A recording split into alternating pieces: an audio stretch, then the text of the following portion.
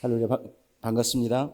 네, 잠깐 기도하고 말씀 나누도록 하겠습니다. 살아계신 하나님 아버지, 아버지 하나님의 귀하신 은혜와 사랑하심 가운데 변함없이 오늘도 걸어가 복된 주의 날 허락해 주시고 주를 믿는 모든 백성들로 하여금 이렇게 하나님 앞에 나와서 하나님을 찬양하며 마음과 뜻과 정성을 다해 하나님을 예배할 수 있도록 은혜 주시니 고맙고 감사합니다. 오늘 또 집 앞에 왔사오니 하나님 한 영혼도 거저왔다 거저가지 아니하고 반드시 우리 예수님 만나고 돌아갈 만한 은혜를 주님 허락하여 주시옵소서. 연약하고 부족한 종 이 자리에 섰습니다. 종의 모든 허물을 십자가 보혈의 피로 감춰주시고 오직 부활하신 예수님만 잘 드러나는 복된 예배가 되게 하여 주옵소서. 모든 것 주께 있음을 고백합니다. 예수님 이름으로 간절히 기도하옵나이다. 아멘. 할렐루야, 반갑습니다. 아까 우리 부목사님 말씀하셨지만 한 달에 한 번씩 우리 실로 예배 섬기면서 또 이렇게 오늘 이렇게 주일날 와서 예배할 수 있도록 은혜 주신 하나님께 먼저 영광을 돌립니다. 아까 제가 장로님하고 잠깐 얘기를 했었습니다만 우리 마경 목사님 제가 안지는 벌써 한 25년쯤 되었더라고요. 저도 그렇게 됐나 생각해 봤는데 그렇게 실제로 되었더라고요. 제가 예전에 전문 찬양팀을 이렇게 만들어서 필리핀에 복음을 좀 전하고 또 필리핀에는 찬송가가 없습니다. 그래서 찬송가를 만들어 주겠다는 큰 비전을 가지고 사역을 하던 가운데 우리 목사님 만나게 돼서 알게 됐고 또 너무나 우리 목사님이 인격이라든지 또 영성에 제가 좀 홀딱 반해버렸습니다. 저는 신학을 목사 안수를 늦게 받았어요. 목사 안수 받은 지 이제 겨우 10년 됐습니다. 그래서 제가 목사님에게 목사님 부탁드릴 게 있습니다. 뭐예요? 그랬더니 저의 멘토가 되어 주십시오 그랬어요. 그랬더니 목사님이 아주 겸손하게 거절하시면서 뭐라고 말씀했느냐? 하나님, 그때 제가 전도사였거든요. 하나님이 전도사님을 이끌어 가실 거예요 그러시더라고요. 근데 지금까지 이끌어오고 있습니다. 실제 그대로. 그래서 부족함이 없이 지금까지 사역을 해오고 있고 그런 와중에 또 오늘 이곳에 와서 말씀을 전하게 되었습니다. 늘 설교 부탁을 받으면 무슨 말씀을 전해야 될까 우리 목회자들은 굉장히 기도하면서 고민을 합니다. 그래서 기도하고 또 기도하다가 사실 저희 교회에서도 사실 제가 일부 예배 때 설교했었습니다만은 부활 신앙에 있는 자가 어떤 모습일까? 아까 우리 목사님 소개할 때 오살리 기도원에 있다 보니까 많은 성도님들 봐요. 목사님들, 장로님들, 권사님들, 집사님들 또 일반 성도님들 많이 보고 또 이런저런 많은 고민들을 이렇게 이제 상담하다 보면은 의외로 직분이 높고 많다고 할지라도 부활 신앙에 대해서 확신이 있는 사람이 많지가 않더라고요. 이 얘기를 하면은 좀만 얘기 나눠 보면은 마음속에 심령 속에 거기에 대한 확신이 없는 분들이 너무나 많더라. 그래서 오늘 이미 우리 비전교회 우리 성도님들은 다 있겠지만은 그래도 어느 한 사람이라도 거기 그런 분이 없다라고 한다면은 오늘 말씀 통해서 부활 신앙의 확신을 갖는 그런 귀한 시간이 됐으면 좋겠습니다. 네, 우리 기독교 신앙을 아까 우리 사도신경도 신앙 고백했습니다만은 여러 가지 우리가 주제가 있습니다만 크게 5가지가 있습니다. 그 가운데 우리 예수님이 탄생, 또 예수님 십자가에서 죽으심, 또 부활, 또 승천, 재림 이 5가지가 기독교 신앙의 핵심이라고 말할 수가 있는 것이고 이 5가지가 온전하게 갖춰져 있는 사람을 우리는 온전한 신앙을 갖고 있는 분이다라고 우리는 볼 수가 있습니다. 그중에 첫 번째는 뭐예요? 우리 예수님이 인간의 몸으로 이 땅에 성육신에 대한 그런 확신이 믿음이 우리에게는 있어야 된다는 것입니다. 우리 예수님은 성령으로 잉태됐습니다. 아버지 요셉과 마리아로 인해서가 아니라 성령 하나님으로 인해서 동정님 마리아에게 잉태가 되었고 그래서 죄 없는 몸으로 이 땅에 그리스도로 오신 것이 첫 번째로 우리 모두는 확실하게 믿어져야 된다라는 것입니다. 두 번째로 우리 예수님 십자가에서 죽으심입니다. 아담과 하와가 하나님께 창조하시고 그들이 하나님께 범죄함을 통해서 인류에게는 사망이 오고 고통이 오고 고난이 오고 죽음이 오게 돼 있었습니다. 근데 창세기 3장 15절에 보시면 우리는 그것을 원복음이라고 그러는데 이런 우리를 불쌍히 여기셔서 우리 하나님이 앞으로 여인의 후손을 통해서 그리스도 메시아가 올 거에 대해서 말씀을 하고 있고 성경 66권 가운데 가장 중심은 레위기서인데 레위기서 말씀을 보시면은 모든 허물과 죄는 피 없이는 용서받을 수가 없게 되어 있습니다. 그래서 우리 예수님이 온 인류의 모든 죄를 다 대신하여 짊어지시고 돌아가셨어요. 이것을 믿는 사람은 우리들 모두 허물과 죄를 용서받는 것이고 믿지 못하는 사람은 여전히 죄악 가운데 우리는 고통 가운데 살아갈 수밖에 없는 것이 우리 모두 인생의 모습이라는 것입니다. 세 번째로는 부활입니다. 부활은 우리를 구원하기 이르게 하지 못하는 모든 죄악된 것들, 사탄 마귀들의 모든 권세를 물리치시고 우리 예수님께서도 공생의 사역을 하시면서 내가 죽었다가 3일 만에 부활하리라라는 모든 예언의 모든 말씀들을 이루시기 위해서 친히 우리 예수님께서 3일 만에 죽었다가 부활하신 것이요. 우리 승천은 이제 인간의 몸으로 이 땅에 오신 우리 예수님이 공생의 모든 사역을 다 마치시고 다시 하나님 보좌의 자리로 올라가셔서 하나님 우편에서 조엠들을 성경에 기록된 대로 말씀하면 졸지도 아니하시고 주무시지도 아니하시고 중보자가 되어셔서 우리를 구원에 이르도록 하시기 위해서 승천을 하셨습니다. 마지막 재림신앙은 뭘까요? 사탄의 세력들을 완전히 영원히 멸망시키시기 위해서 또 믿는 자 믿지 않는 자 구분해서 천국과 지옥을 보내기 위해서 또 우리 믿는 자들로 하여금 상급 심판하시기 위해서 다시 이 땅에 오시리라. 이것이 재림신앙입니다. 이 5가지 신앙이 저와 여러분들 가운데 우리 가운데 확실하게 우리 가운데는 믿어지는 사람이 온전한 신앙이다. 그런데 어떤 분들은 재림신앙이 의심스러운 사람이 있습니다. 어떤 분들은 부활을 믿지 못하는 사람들이 있습니다. 어떤 사람들은 승천을 믿지 못하는 사람들이 있습니다. 이 자리에 있는 우리 모두는 이 5가지가 확실하고 분명하게 우리 다 믿어져야 될 줄로 믿습니다. 그 중에서도 저는 우리 모두 성도된 입장에서의 신앙의 가장 든든한 반석, 든든한 기초는 뭐가 되어야 되냐면은 개인적으로 부활의 신앙이 있어야만이 개인적인 우리 조아님들의 모든 신앙이 든든한 반석, 어떤 환경 속에서도 흔들리지 않는 그런 믿음의 모습을 보이더라 싶어서 저는 예수님의 부활에 관해서 오늘 이렇게 말씀을 전해보려고 이렇게 합니다. 그래서 이 부활이 제 경험에 있어서 보면은 이 부활이 확실하게 믿어지려면은 제 지식이 깨어져야 되고 제 자아가 깨어져야 되고 내 모든 고집이 깨어져야 되고 내 모든 것들이 깨어질 때 예수님의 부활이 믿어지더라고요. 저는 예수 믿고 바로 1년부터 사역을 시작했었습니다. 찬양 사역을 시작을 하고 수많은 사람들 앞에서도 찬양 인도를 하고 우리 찬양 인도하시면 너무 은혜스럽게 했습니다만은 저는 더 믿음이 있는 척하면서 막 죽어라 찬양을 했었어요. 그래서 저는 예수 만났었습니다. 처음 예수 바로 교회 가자마자 저는 예수를 만났었는데 정녕 내 마음속에는요 예수님의 부활이 사실은 믿어진 적이 없었어요. 지식으로 아는 걸로 8년을 사역을 했었습니다. 너무 괴로운 거예요.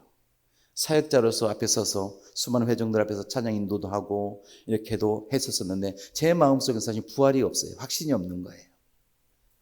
네, 그러면서 늘 이 갈등 때문에 누구보다도 이렇게 고민하면서 기도하고 부르짖고 주님, 저에게도 부활의 믿음을 주십시오. 저에게도 그런 확신을 주십시오. 또 예수님의 제자들처럼 체험하고 경험해서라도 이 강박한 마음이 깨져서 예수님의 부활이 믿어졌으면 좋겠습니다. 라는 그런 간절한 기도를 사실은 누구보다도 속으로 간절하게 기도했었습니다. 근데 어느 한순간 7년쯤 지나고 8년쯤 접어들었을 때 어느 한순간 머리가 확 터지는 느낌이 있어요. 그것이 뭐냐? 예수님이 하나님이다라는 것이죠. 그전에는 전 예수의 성육신을 믿지 못했어요. 인간의 모습으로만 바라봤던 신앙이 많이 있었더라는 것입니다. 그런데 어느 한순간 하나님께서 은혜 주셔서 예수가 하나님이라는 것이 믿어지니까 다 되는 거예요. 한순간에 이 아까 말했던 5가지가 다 정리가 되더라고요. 하나님이시기 때문에 성령으로 잉태가 될 수가 있는 것이고 하나님이시기 때문에 죽었다 다시 부활도 할 수가 있는 것이고 하나님이기 때문에 승천할 수 있는 것이고 하나님이기 때문에 다시 재림할 수가 있더라는 것이 어느 한 날 이렇게 믿어지기 시작하면서 신앙이 또 능력이 어떤 권세들이 나타나기 시작했던 것을 봅니다. 우리 찬양 인도할 때 할렐루야 하죠. 그전에는 할렐루야 못으로 했었어요. 폼나게 했었습니다. 근데 이것이 믿어지고 난 이후에는 할렐루야 말을 이 선포하고 부르짖는 이 말 한마디에 제가 느끼기에도 힘이 실리는 것을 경험했어요. 우리도 부활의 신앙이 있게 되면 신앙에 힘이 있습니다. 그러나 정녕 내 마음속에 이것이 없는 사람은 신앙생활을 오래 했다고 할지라도 이리 치이고 저리 치이는 모습들을 보았다는 것입니다. 그래서 사도 바울도 이런 예수님의 부활을 믿지 못하는 사람은 그 모든 믿음도 뭐요? 헛것이고 죄사함의 모든 은혜도 무효다라고 고린도전서 15장 16절 17절 우리가 분명히 말씀을 하고 있습니다. 만일이라는 것은 if가 아니고 오직입니다. only입니다. only. 이것밖에 없다. 죽은 자가 다시 사는 것이 없으면은 그리스도도 다시 사신 것이 없었을 터요. 그리스도께서 다시 사신 것이 없으면은 너희의 믿음도 헛되고 너희가 여전히 뭐 가운데요? 죄 가운데 있다. 그래서 우리는 이 예수님의 부활을 믿지 못한다고 한다면 우리들 부활도 없을 뿐만 아니라 우리 모든 믿음도 가짜요. 우리 모든 보혈의 능력도 우리에게는 소용이 없음을 분명히 성경은 말씀을 하고 있다는 것입니다. 그래서 우리가 성경에 보면 예수님께서 이렇게 말씀한 데가 많이 있어요. 내 믿음대로 될 것이다 라는 말씀이 성경에는 많이 있고, 이런 예수님께서 내 믿음대로 될 것이라는 말씀이 저와 여러분들의 모든 삶 가운데서도 그것이 그대로 이루어지려면 첫 번째로 뭐예요? 예수님이 다시 부활하셨다라는 믿음, 그것도 확실한 믿음이 우리에게 있을 때 내 믿음대로 된다. 또 예수님의 부활하신 의무로 말미암아 성경에 기록되는 모든 약속의 모든 말씀들이 능력이 그대로 있습니다. 히브리서 보면 11장 보면 분명히 하나님께서 모든 말씀을 우리 주님 지금도 붙잡고 있다라고 분명히 성경은 말씀하고 있어요. 말씀을 지금 우리 하나님이 붙잡고 있기 때문에 우리가 말씀을 가지고 선포하고 말씀을 가지고 우리가 얘기를 하게 되면 그 말씀의 능력이, 그 말씀이 풀어져서 우리는 그대로 된다는 것입니다. 부활하심으로 말미암아 약속하신 모든 말씀에 예수님의 능력이 함께할 것이다. 또 이런 모든 것을 가로막고 있는 모든 죄악된 것을 십자가 보혈의 피로 다 사해 주셨다라는 이러한 믿음이 있을 때 우리들의 모든 믿음대로 또 네 믿음대로 된다라고 보며 성경은 말씀하고 있어요. 마태복음만 봐도 마태복음 9장 22절 말씀 보시면 12년 혈류병 여인이 나옵니다. 이 여인은 제법 부유했었어요. 그래서 자신의 모든 그런 것들로 인해서 자신의 모든 병을 고쳐보려고 12년 동안은 가전 방법을 다 썼는데도 결국은 안 됐었습니다. 그때 마침 이제는 모든 것이 끝났다라고 생각할 때 예수님의 메시아 소리를 듣게 되고 그분의 모든 마음속에 예수님의 옷깃만 만져도 나는 고침받겠다라는 믿음이 생깁니다. 그래서 수많은 무리를 뚫고 예수님의 옷깃을 만졌을 때 뭐예요? 고침받았죠. 예수께서 그 여인을 향해서 이렇게 말합니다. 너의 믿음이 너를 구원했다라고 말씀하고 있습니다. 이 12년 혈류병의 여인이 갖고 있던 그 믿음이 부활하신 믿음이요, 예수는 그리스도를 믿는 믿음이라는 것입니다. 또 마태복음 9장 29절도 보면은 나면서부터 두 소경된 사람들 얘기가 나옵니다. 수많은 무리를 뚫고 찾아갑니다. 예수님이 물어봅니다. 내가 네 눈을 뜨게 해줄 것을 너희들이 믿느냐? 믿습니다라고 말했을 때 너희 믿음대로 되라라고 했습니다. 구약에서 보면은 소경의 눈을 뜬 것은 메시아 그리스도가 할 수 있는 그런 표적으로 예언이 되어 있었습니다. 이들의 믿음은 뭡니까? 예수님이 그리스도 메시아입니다라는 그런 믿음의 고백이었다는 것이죠. 그래서 그 믿음대로 이 소경은 눈을 뜨게 된 것입니다. 마태복음 8장 13절에서도 백부장과 그 사랑하는 하인 얘기가 나옵니다. 말만 해도 되겠습니다. 그리고 말했을 때 이만한 믿음을 내가 본 적이 없다라고 말씀하시고 내 믿음대로 될지라 할 때 그 시로 하인의 모든 병이 고침받은 것을 성경은 증명을 하고 있습니다. 마태복음 9장 2절에도 중풍병자와 친구들 얘기가 나옵니다. 그 친구들이 침상에 메고 왔을 때 저들의 믿음을 보시고 라고 말씀하고 있습니다. 그 친구들의 믿음을 보시고 그 중풍병의 원인 되었던 죄가 사함받아서 즉시로 고침을 받았습니다. 또 마태복음 15장 28절도 아주 흉악한 귀신에 들린 여인의 얘기가 나옵니다. 그렇죠? 모진 어떤 그런 견매를 드리면서도 이 여인은 주인의 침상에 떨어지는 음식을 먹고 산다는 고백을 했을 때 이만한 믿음을 본 적이 없다고 말씀하시면서 네 믿음이 크다. 그래서 네 소원대로 되리라. 그랬을 때 그 딸이 고침받았던 것을 우리는 믿어야 될 줄 믿습니다. 마태복음만 봐도 이렇게 믿음에 관한 얘기가 쭉 나옵니다. 그들의 믿음대로 쭉 몇 군데 얘기 나오는데 이분들의 공통적인 믿음이 뭐냐는 것이죠. 이분들의 공통적인 믿음은 첫 번째는 예수님이 그리스도 되시며 두 번째는 예수님의 부활이었다는 것입니다. 사도행전 2장 이후 보게 되면 초대교회 모든 성도들, 모든 사도들의 믿음이 바뀝니다. 뭐요? 부활에 관한 확실한 믿음이 일어나게 됩니다. 그래서 그들은 뭐요? 예수님이 죽으심과 부활만 전했었어요. 그랬을 때 수많은 사람들의 마음이 찔리고 가슴이 찔려서 복음 전했을 때 3,000명, 5,000명이 예수를 믿었더라라고 분명히 성경은 기록을 하고 있습니다. 그렇다면 저와 여러분들 우리에게 필요한 것이 뭐냐라는 것이죠. 부활에 관한 믿음이라는 것입니다. 부활에 관한 확실한 믿음이 우리에게는 반드시 필요한 것이고, 그래서 오늘 저는 이런 부활의 능력, 부활의 믿음이 있는 사람은 어떤 인생인가 오늘 본문 말씀을 가지고 잠깐 우리가 얘기를 나눠보도록 하겠습니다. 그럼 부활신앙이 있는 자의 인생은 첫 번째로 어떤 것인가? 1절부터 3절까지 모든 말씀을 보시게 되면은 어떤 병자가 있으니 이는 마리아와 그 자매 마르다의 마을 베다니 사는 나사로라. 이 마리아는 향유를 주께 붓고 머리털로 주의 발을 닦던 자요 병든 나사로는 그의 오라비더라.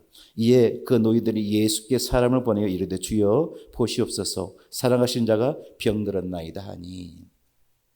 부활신앙이 있는 사람은 첫 번째로 어떤 인생인가? 오늘 본문 말씀 통해서 고난에 대한, 부활신앙이 있으면 우리들에게 있는 모든 고난에 대한 올바른 시각, 올바른 신앙을 갖게 된다는 것이. 우리 모든 인생들에게는 반드시 고난이 있습니다. 문제가 있습니다. 근데 부활신앙이 있는 사람은 내게 닥친 이 문제를 하나님의 시각, 하나님의 입장에서 바라보는 시각이 있고, 부활신앙이 없는 사람은 하나님의 입장이 아니라 내 편에서, 내 입장에서 생각하는 것들을 많이 보게 됩니다. 그래서 하나님의 시각으로 바라볼 때 우리에게 주어진 모든 고난의 문제를 저와 여러분들은 정확하게 우리는 볼 수 있다라는 것입니다. 오늘 읽었던 본문 말씀 보시면은 이 나사로와 그의 누이들 마리아, 마르다 나옵니다만은 이들은 특별히 예수님이 사랑했던 사람들입니다. 5절 말씀 보시면은 정말로 이 마르다, 마리아, 나사로는 우리 예수님, 그리스도 되신 예수님이 사랑을 베푼 그런 사람들인데, 그 중에서도 마리아는 뭡니까? 300데나리온. 1데나리온은 아시겠지만은 노동자 하루 품삯입니다. 그래서 요즘 건설 노동하시는 분들 15만 원, 20만 원이에요. 그러면 4,500만 원, 한 5천만 원에 이르는 아주 고급, 자신의 어떤 결혼 미천인데 그 고급 향료를 예수님께 붓고 자신의 머릿결로 그 예수님의 발을 씻겨준 그런 분이 뭡니까? 이 마리아입니다. 그런데 이렇게 그렇게도 평소에 예수님께서 사랑했던 이 마리아, 마르다, 그의 오라버니 나사로도 이들에게 죽을 병들어 죽게 된 상황이 처했다는 것입니다. 우리 이것을 통해서 저와 여러분들 우리가 이 땅에 살아가는 동안은, 우리 모두 생명이 있는 동안은 제 아무리 우리가 믿음과 신앙이 좋다고 할지라도, 또 하나님이 저와 여러분들 특별히 사랑한다고 할지라도 병을 포함한 각종 모든 고난과 문제가 우리에게도 다가올 수가 있다라는 것입니다. 제 아무리 신앙이 좋아도 우리에게 문제 있습니다. 죽을 때까지 문제 없이 살아간 사람 하나도 없고, 죽지 않은 사람 우리는 하나도 없고, 대부분 죽는 사람들은 병들어 죽지 병 안 들어서 죽는 사람 거의 없습니다. 그죠? 그렇기 때문에 우리가 깨달아야 될 것이 뭐냐죠. 우리가 깨달아야 될 것은 우리가 어떤 병이나 어떤 고난, 시험이 찾아올 때 하나님이 우리를 사랑하지 않는다거나 우리 하나님께 알지 못하는 죄를 지어서 징계를 내린 것이 아니다라는 것을 우리는 깨닫는 시선이 우리 굉장히 필요합니다.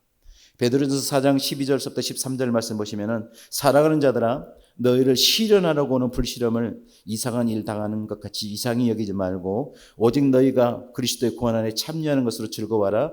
이는 그의 영광을 나타내실 때 너희로 즐거워하고 기뻐하게 하려 함이라라고 베드로는 말씀을 하고 있습니다. 사랑하는 자들아 너희를 시련하고 오는 불시험, 이걸 영어 성경을 찾아봤더니 한 단어로 멋지게 표현했더라고요.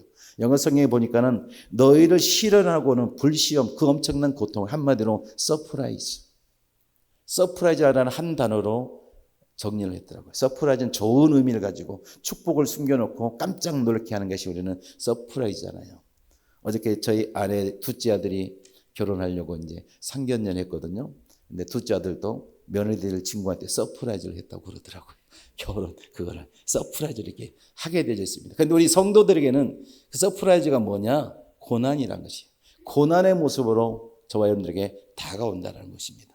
그래서 이것으로 인해서 인은하면서 그의 영광을 나타내실 때, 예수님이 다시 재림주로 이 땅에 오실 때 그 고난으로 해서 도리어 너희들이 그때 예수님께 기뻐하고 즐거워할 수 있는 일이 될 것이다라고 성경은 분명히 우리한테 말씀을 하고 있다는 것입니다. 고린도후서 7장 10절 이하에도 보면 하나님께서 우리에게 하게 하신 근심, 걱정을 해서 말씀을 쭉 하고 있습니다. 그러면서 이런 모든 것들을 해서 너희들이 구원에 이르는 온전한 회개를 하게 될 것이다라고 말씀을 하고 있어요. 돌이켜보면 우리 모두 다가 지금의 이런 아름다운 신앙을 갖게 된 것이 그냥 된 것이 아니라는 것이죠. 수많은 고통과 어려움, 눈물들을 통해서 우리가 변화되고 고쳐지고 해서 우리가 이렇게 좀 더 나은 모습으로 되지 않았는가. 그래서 구원에 이를 만한 회개가 되게 되었다는 것입니다. 또 베드로전서 5장 19절에서도 하나님의 뜻대로 고난을 받는 사람, 하나님의 뜻대로 고난을 받는 사람은 이것으로 인해서 하나님을 의지한다고 되어 있어요.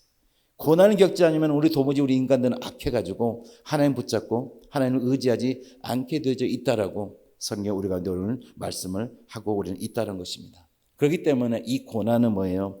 하나님이 예정해 놓으신 축복이에요. 축복의 자리로 이끌어가는 축복의 통로가 우리에게 있는 고난이라는 것입니다. 여호수아서 5장 13절부터 15절까지 말씀 보시면은 이제 하나님께서 모세를 대신해서 여호수아로 하여금 가나안 땅을 점령하게 하는 일을 이렇게 하는 것을 이렇게 보게 됩니다. 그런데 이때 당시 이스라엘은 나중에 사울이 왕이 되어서 암몬 족속들과 싸울 때도 보게 되면 그때까지도 이스라엘은 칼이 두 자리밖에 없었어요. 사울과 요나단에게밖에 칼이 없었고 나머지는 모든 보습이라든 쇠스랑이라든지 이거밖에 없는 그런 상태였었습니다. 하물며 지금은 그럼 뭐가 있겠어요? 아무것도 무기라고는 하나도 없는 그런 상황. 양떼들 치는 막대기밖에 없는 그런 상황. 근데 이들이 쳐들어가야 될 가나안 땅 뭡니까? 지금은 또 마차가 다닐 정도로 3m, 5m 탄탄한 성벽이고 가나안 땅 철기 문화가 있습니다. 칼과 창이 있는 나라요. 마차가 있고 그런 나라입니다. 그런데 하나님은 여호수아를 통해서 가나안 땅을 뭐예요? 점령해라라고 말씀하고 있어요. 깝깝하지 않겠습니까? 얼마나 깝깝하겠어요. 그래서 하나님께서 이 여호수아서 5장 보게 되면은 어떤 상황에서도 하나님의 말씀에 순종할 수 있는 그런 믿음, 그런 신앙을 주기 위해서 세 가지 말씀을 하고 있습니다. 군대 장관을 보내서 어떤 처지에 있었어도 너는 무조건적으로 하나님 편이 되어라라고 말씀하고 있어요. 여호수아는 200만의 대표자입니다. 하나님이 세워주셨어요. 투표로 뽑은 게 아닙니다. 하나님이 세워줬고 모세가 지명해서 종이었던 여호수아를 대표자로 세웠습니다. 그는 쉽게 말하면 대단한 자리에 있는데 근데 그럼에도 불구하고 하나님 편이 무조건 되어야 된다. 두 번째로 당시의 종은 노예입니다. 종의 자리로 내려가야 된다. 그 다음에 네 신발을 벗어라. 마지막 남은 네 자존심, 네 권리마저도 다 버려라라고 말씀하고 있어요. 이것이 어떤 상황에서도 하나님의 말씀에 순종할 수 있는 모습이다라고 얘기하면서 그렇기 때문에 그 연후에 바로 보게 되면 뭡니까? 여리고성을 7바퀴 7일 동안 돌라는 말도 안 되는 그 하나님의 방법에도 여호수아는 뭐요? 순종할 수가 있었습니다. 그때 여리고성이 무너졌어요. 근데 바로 이후에 이 신앙이 변질되죠. 꼼수 신앙이 됩니다. 그랬을 때는 작은 아이성도 무너지지 못하겠다는 것이죠. 오늘 하나님께서는 저희들에게 뭐요? 하나님은 저희들 사랑하시기 때문에 고난을 바라보는 시각에서 무조건적으로 네 시각 바라보지 말라는 것이에요. 하나님의 시각에서 내게 처해진 고난을 바라보면은 문제가 해결되는 방법이 있음에 대해서 말씀하고 있어요. 왜냐하면 하나님은 너희들 사랑하시기 때문에. 독생자 예수님 너희들 사랑하기 때문에 너희들에게 나쁜 것을 주지 않냐고 꼭 반드시 좋은 것을 주기 때문에 그 모든 고난은 나쁜 것이 아니라 결과는 좋은 것이기 때문에 그런 시각으로 하나님 편이 우리에게는 되어져야 된다는 것입니다. 개는 훌륭하다라는 프로를 보게 되면 강영욱 조련사가 나옵니다 보니까 근데 이 강영욱 조련사가 이 반려견들을 반려견답게 행복하게 살게 하는 그런 모든 그 문제 있는 개들을 훈련시킬 때 보게 되면은 반드시 그 주인의 통제하에 반드시 그 주인의 통제에 주인을 주인으로 섬기고 주인답게 섬기게 할 때 그 개는 도리어 안정감을 느낀대요. 안정감을 느껴서 이렇게 소리도 짓지 않냐고 폭력적이 되지 않냐고 평안을 누린 거에 대해서 아주 그때는 타협하지 않냐고 개를 훈련시킨 것을 몇 번 보았습니다. 우리 하나님도 마찬가지라는 거예요. 우리 하나님도 저희도 훈련시킴에 있어서는 혹독한 방법, 절대 타협하지 않는 방법, 고난이라는 문제를 통해서 저희들을 훈련시키는 것이고 그때 우리는 그 고난 속에서 저희들이 뭐예요? 행복을 누리려면 예수님의 통제에 우리는 있게 되면은 우리는 그렇게 우리는 된다는 것입니다. 그래서 우리 인간들도 생명이 있는 동안은 우리는 본질적으로 저희들은 악해요. 악한 본성이 있습니다. 그래서 우리는 늘 말씀대로 살라고 하냐면 애를 쓰고 합니다만 우리는 말씀대로 살아가지 못하고 알게 모르게 하나님께 우리는 범죄하고 있다는 것이죠.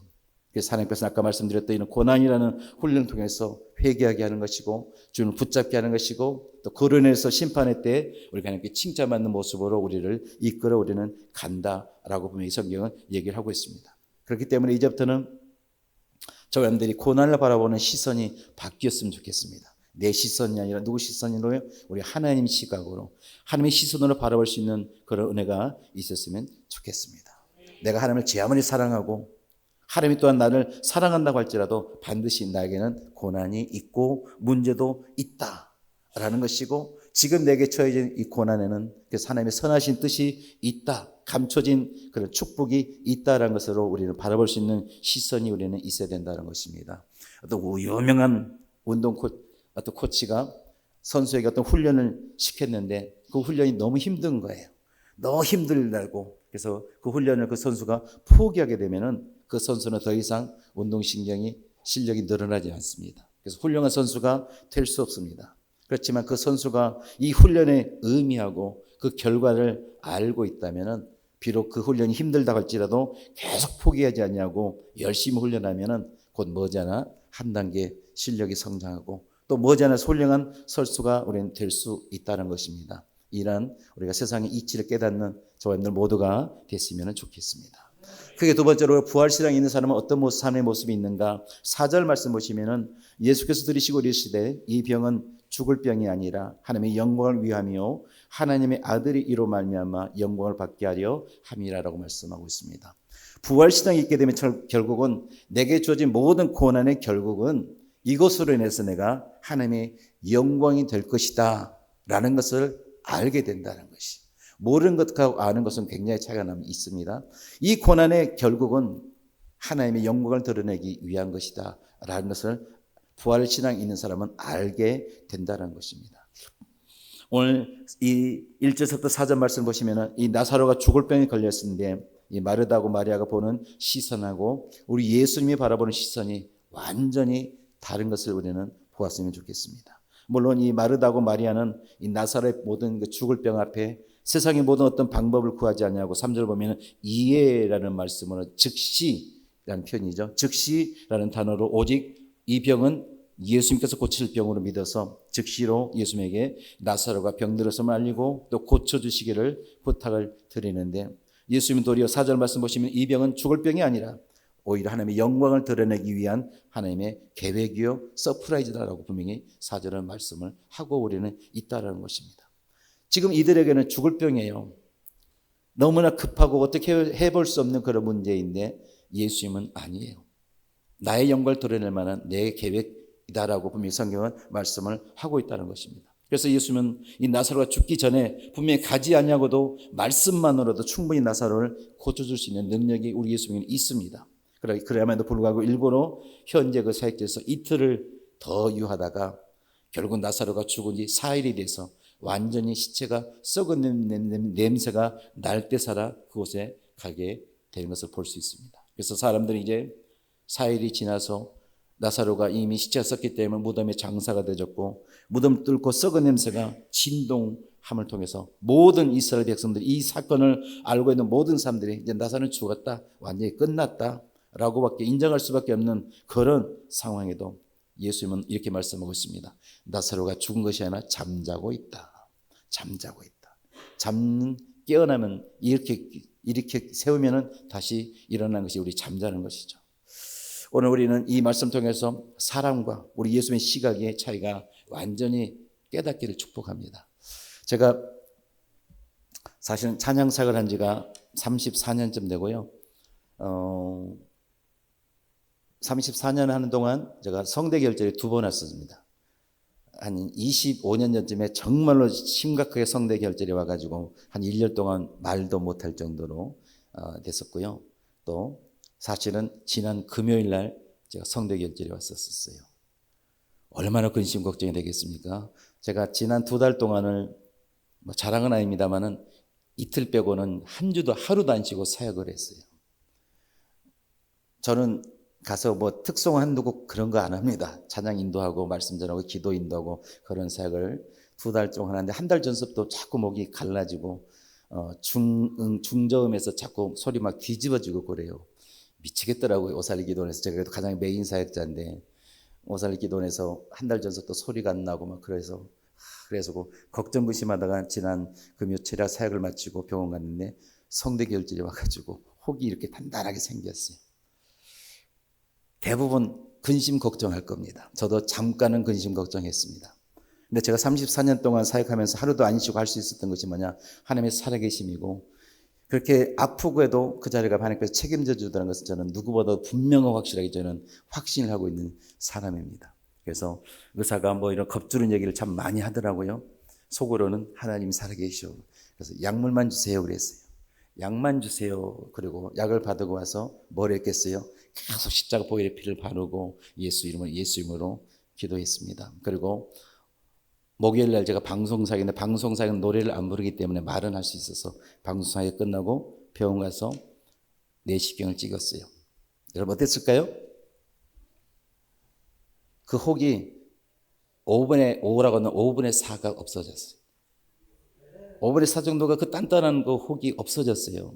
흔적만 조금 남아 있습니다. 시각이 저도 그래요. 저는 예전 같으면 근심 걱정했을 거예요. 그럼 오늘 어떻게 하지? 목사님한테 다시 전화해서 다른 분 오게 할까? 뭐 이런 생각들이 예전 같으면 했었을 거예요. 근데 지금은 안 그렇습니다. 왜요? 이 또한 우리 하나님은 살아계시고 넉넉하게 넘겨가게 하실 것이다 라는 믿음이 있어서 이 자리에 왔고, 또 오늘서부터 제가 오늘 일부 예배 있었습니다. 정상적인 모든 사역을 이제 오늘 주일서부터 다시 시작을 합니다. 여러분들도 모든 고난의 시각을 내 시각으로 바라보느냐, 예수님 시각으로 바라보느냐, 믿음이 다르게 됩니다. 기도가 달라지게 됩니다. 그러면 그 기도하는 대로 하나님께서는 희한하게 응답해 주시더라고요. 우리 모두도 오늘 본문 말씀 통해서 이 모든 고난의 시각을 사람의 시각으로 바라볼 것이냐, 예수님의 시각으로 바라볼 것이냐, 우리 그런 모습이 우리 모두에게 있었으면 좋겠습니다. 이런 부활신앙이 있을 때 비로소 속사람이 완전히 깨져요. 내 내면의 모든 자가 완전히 깨는 것을 우리는 볼 수 있다라는 것입니다. 모쪼록 이런 부활신앙을 오늘 갖기를 축복하고요. 마지막 세 번째로 이 부활신앙이 있게 되면은 오늘 43절, 44절 말씀이 나옵니다만, 이 말씀 하시고 큰 소리로 나사로야 나오라 부르시니 죽은 자가 수족을 배로 동인 채로 나오는데 그 얼굴을 수건에 쌓였더라. 예수께서 이르시되 풀어놓아 다니게 하라 하시니라 라고 말씀하고 있습니다. 부활신앙이 있게 되면은 내가 하나님의 말씀을 선포하면은 우리 하나님께서 이 말씀에 책임을 져주신다라는 것을 믿게 됩니다. 부활신앙이 있는 사람이 내가 말씀을 선포하면 내 말대로 내 믿음대로 되게 해준다라는 그런 믿음을 확신을 우리는 갖게 우리는 된다는 것입니다. 오늘 예수님께서도 41절 42절 말씀 보시면은 이 부활의 능력을 믿고 기도하고 선포하는 모든 것들에 대해서는 우리 하나님이 전부 다 들어주실 것을 내가 믿고 감사합니다 라고 말씀하고 있고, 그러나 이 목적이 예수님의 복음이 증거된 일에 이 모든 간구가 되어야 될 것을 오늘 성경은 말씀을 하고 있습니다. 다시 말해서 저와 우리들도 부활하신 예수님이 나와 지금 함께하고 있음을 믿어서 내가 선포하고 명령하면은 모든 죽고 사망과 멸망에 끝나는 모든 상황도 회복시켜 주는데, 그 목적이 뭐냐? 내 유익이 아니라 예수님의 살아계신 복음이 증거되어야 될 것에 대해서 오늘 성경 우리한테 말씀을 하고 있습니다. 왜냐하면 요한복음 14장 12절에 보면 예수께서도 내가 진실로 진실로 너에게 이르노니 말씀하고 있어요. 성경에서 진실로 진실로 두 번 표현할 때는 보고 있는 것을 말할 때 얘기를 합니다. 그래서 제가 우리 최 목사님이 어떻게 생겼고 이러이러하더라, 내가 지금 보고 있는 것을 얘기한 거예요. 그래서 진실로 진실로 내가 이르노니는 이거 너무나 분명하고 확실한 사실에 근거시다 하면서 나를 믿는 자는, 여기서 우리가 예수를 믿는 것이 뭐냐? 예수님이 부활하셔서 지금 나와 함께하고 있다는 것을 내가 믿는 믿음을 얘기를 하고 있어요. 그런 믿음 있는 사람은 내가 하는 일을 그도 할 것이고 그보다 또 나보다 더 큰 일도 할 수 있으리라 라고 분명히 요한복음 성경은 기록을 하고 있습니다. 그래서 오늘 본문 말씀 보시면은 우리 예수님께서 어떻게 우리가 기적을 나타내는가, 큰 소리로 죽은 그 환경은 나사로 그 무덤을 향해서 큰 소리로 외쳐야 된다. 그래서 큰 소리라는 것은 믿음을 얘기를 하고 있습니다. 담대함을 얘기를 하고 있습니다. 믿음이 있어 수많은 사람들이 쳐다보고 있는데도 내가 부활의 신앙에 대한 확실한 믿음을 가지고 그 모든 환경 여건을 향해서 내가 명령할 수 있는 믿음이 있어야 되는 것이고, 또 두 번째로 풀어헤치게라는 것은 완전하게 자유에 이를 때까지 우리가 계속적으로 기도해야 되고 명령하고 선포해야 될 게 돼서 말씀을 하고 있습니다. 교회를 다니는 가운데서도 믿음 생활 오래 직분하고 또 직분인도 없습니다. 그러나 그럼에도 불구하고 여러 가지 모든 여전히 고통과 어려움 속에서 살아가고 있는 모든 분들을 많이 봅니다. 우리가 예수님 부활을 체험하신 분들은요, 부활의 확신이 있기 때문에 그런 분들은 그분들에게 진정한 자유를 줄 때까지 우리가 기도로 동력을 우리는 해야 우리는 된다는 것입니다. 예수 안 믿는 사람들이 무엇을 두려워할까요? 이런 부활의 능력을, 부활하신 예수님을 가장 두려워하는 것을 성경은 분명히 얘기를 하고 있습니다. 오늘 본문 말씀 53절에도 보면 이로 인해서 비로소 그 모든 사람들이 바리새인과 대제사장들이 예수님을 죽이려고 모의를 하는 것을 볼 수 있습니다. 사도행전 3장 이후에도 보게 되면은 예수님의 부활에 대해서는 절대 말하지 못하게끔 그들이 아주 애원을 하고 간구하는 것을 볼 수 있습니다. 다시 말해서 저들에게도 부활의 능력이 필요한 것이고 이 부활의 능력을 통해서 많은 매여 있는 자들에게 우리 자유를 줄 수 있는 그런 사역을 감당할 수 있는 우리 모두가 우리에게 되어져야 된다는 것입니다. 로마서 10장 9절 보면은 네가 만일 내 입으로 예수를 주로 시인하며 또 하나님께서 그를 죽은 자 가운데서 살리신 것을 네 마음에 믿으면은 구원을 얻으리라라고 분명히 성경은 말씀하고 있어요. 구원이 쉽지가 않습니다. 예수를 믿긴 믿습니다만 뭐요? 그 예수님께서 부활하심에 대해서 그 구체적으로 부활하신 것을 네 마음까지 입이 아니라 네 마음까지 믿을 때 그때서야 비로소 구원이 있음을 오늘 성경은 얘기를 하고 있습니다. 이런 자에게 능력이 나타납니다. 이런 믿음을 가진 분들에게 믿음대로 되어지는 역사가 있게 된다는 것입니다. 말씀 정리하면은 지금 온 천지가 새파랗게 물들어 있습니다만은 불과 한두 절만 해도 대부분의 모든 나무들은 살아있지만 사실은 죽어 있었어요. 근데 우리 주님이 그런 죽어있던 나무들에게 새 순을 돋게 하고 멋지고 아름다운 꽃을 피우기 위해서 우리는 알지 못합니다는 잠시도 쉬지 않냐고 모든 천지를 주관하시고 열심히 일을 했어요. 이런 자연을 통해서 부활에 관해서 말씀하시는 우리 예수님의 음성, 하나님의 음성을 저분들이 보고 들었으면 좋겠습니다. 참새 비를 통해서 하물며 너희들이냐, 하물며 너희들이냐라고 말씀하고 있습니다. 오늘 저는 두서없이 부활에 관한 말씀을 전했습니다만 지금 제가 여러분들에게 묻는 이 말씀 하나는 꼭 기억했으면 좋겠습니다. 왜 여러분들은 죽지 못하고 있습니까? 이 말씀이 저분들 마음속에 오늘 꼭 심어졌으면 좋겠어요. 왜 나는 죽지 못하고 있는가?